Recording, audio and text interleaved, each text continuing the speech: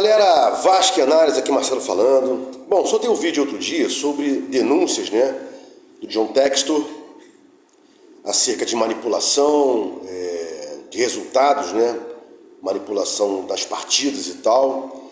E reclamei aqui da grita dos jornalistas, todos contra.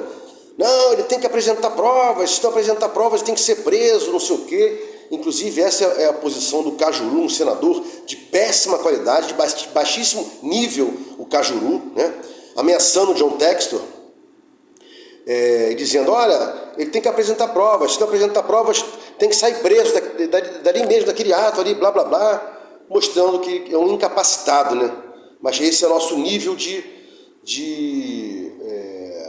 parlamentares, Bom, dito isso, o senador Carlos Portinho, que inclusive é o criador da lei da SAF, já tem outro posicionamento, Entrevistado por um youtuber aí, ele disse que é a favor das denúncias, toda e qualquer denúncia tem que ser levado a cabo, tem que iniciar-se, desenvolver-se e ter fim, a apuração das denúncias, totalmente a favor de qualquer denúncia, e não se pode punir o mensageiro, essas são as palavras dele, Então, diametralmente oposto ao entendimento do Cajuru, Para você ver, um advogado especialista em direito esportivo, advogou a vida inteira para muita gente, para todos os times que você possa imaginar. No Rio só não advogou para o Vasco, mas advogou para o Flamengo, Fluminense, Botafogo, advogou para o Jobson em casos emblemáticos, e depois foi eleito senador, E como é especialista, criou a lei da SAF junto com o corpo, de senadores e deputados para chegar à redação final da lei, Mas dito isso, então, o que é importante? A Leila e o presidente do São Paulo ficaram com raivinha do John Textor nesse particular. Só que o John Textor foi bastante enfático. Meu problema não é com a Leila, meu problema não é com o presidente do São Paulo, meu problema é com manipulação de jogos, que pode haver sem a participação do Palmeiras, sem a participação do São Paulo, sem a participação de ninguém. Pode haver manipulações, e houve manipulações aí no passado. Alguém lembra que aquele jogador Catatal, que jogou no Vasco um tempo, está banido no futebol. Provou-se que ele foi manipulado por causa de casas de aposta. E aí? Então, tem manipulações. O Textor não falou diretamente. Palmeiras pagou para ser campeão. São Paulo abriu as pernas já naquele 5-0 contra o Palmeiras para que um time de São Paulo fosse campeão. Ele não disse isso. E se ele disse, se eu estou enganado aqui, que seria punido por isso caso ele não consiga provar, E caso ele também não consiga provar o resto. Mas punir quem está fazendo denúncia, não. Você tem que correr atrás da denúncia. Ministério Público, STJD, polícia, todo mundo, senador agora, que eles vão abrir uma CPI para verificar a possibilidade disso aí. E o próprio senador Carlos Portinho disse que existe manipulação, que ele sempre soube que houve, sabe que existe e sabe que vai sempre ter manipulações. Então, a conclusão dele é que é difícil provar. Então, essa é uma chance aí dessa denúncia apresentada pelo John Textor, para que se verifique a fundo as manipulações feitas.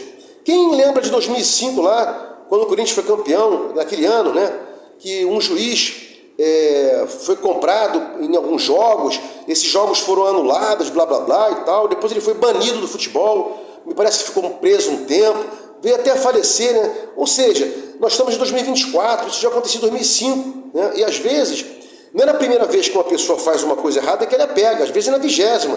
Isso aí pode acontecer bem para trás, 2005, 2003, 2000, 99, 90, 80, É mais ou menos o que ocorre com a mala preta, Um time dá um dinheiro para o outro perder e acontece a torta direito aí, ninguém fica sabendo. Mas se pegar confissão, se pegar a prova disso, tem que punir quem ofereceu e quem aceitou, Então, para deixar bem claro aí, posicionamento aqui do meu canal sobre denúncias que o John Textor está fazendo, todo apoio a ele e quem mais denunciar, e ele está querendo levar para uma situação que se acabem as manipulações do futebol, por casas de apostas, ou às vezes as casas de apostas sendo prejudicadas por intermediários, né? Isso aí já houve ano passado aí, e ano retrasado, aparecia muito na mídia, não vou ficar aqui repetindo, né?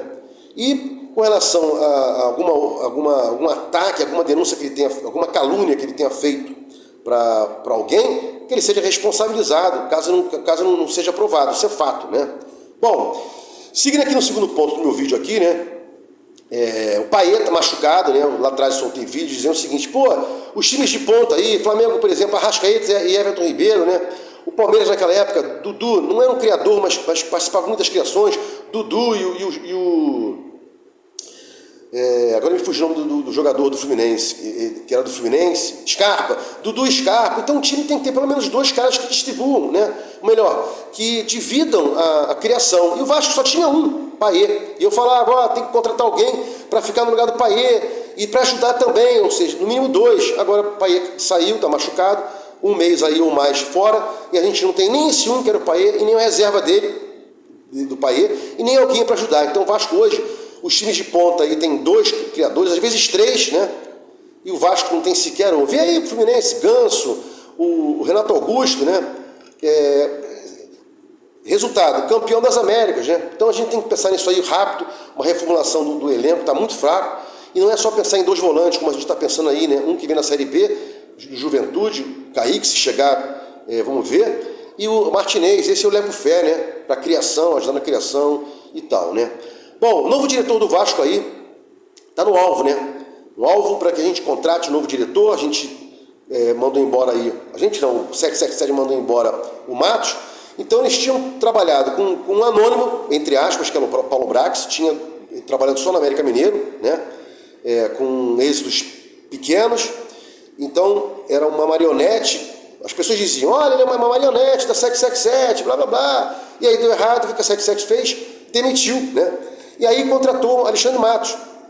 Deu errado também, demitiu. E no final das contas, ninguém crava que a 777 é errada por contratar diretor errado. E fica se colocando o erro no Matos, no Paulo Brax e no que vem por aí.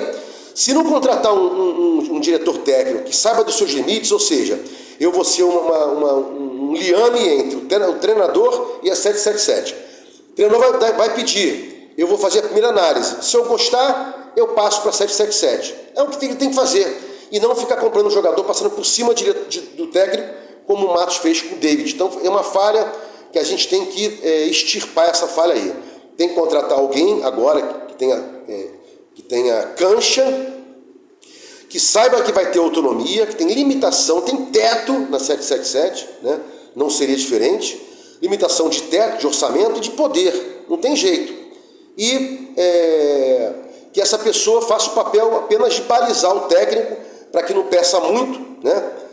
Fora dos padrões, ajudando também, se for o caso, a trocar uma ideia sobre quem vai ser ou quem não vai ser, mas não fazendo o que o Matos fez, né? Dizendo que pouco importaria quem viesse para o Vasco, ou passando por cima do técnico, contratando o David aí, como eu já falei, né? E para fechar aqui, mais uma vez aí o Lanús, né? Praticando ato de racismo, uma torcedora do Lanús praticando ato de racismo, né? O Lanús é o campeão de racismo. Bota na internet, faz uma pesquisa lá. Lanús tem assim, prática de racismo há 1 ano, há 6 meses, há 4 anos, há 5 anos, há 6 anos.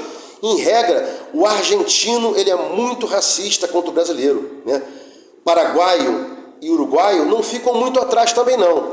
Mas o campeão de racismo é o argentino, né? Não sei porquê, sacaneando a nossa gente, que tem preto aqui no Brasil, né? Como se eles fossem melhores, como se os brancos fossem melhores que os pretos. Em momento algum, isso nunca existiu e nunca vai existir, né?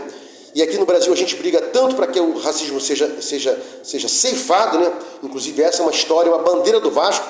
E aí fora a gente vê aí Lanús, Bocas, né? River também.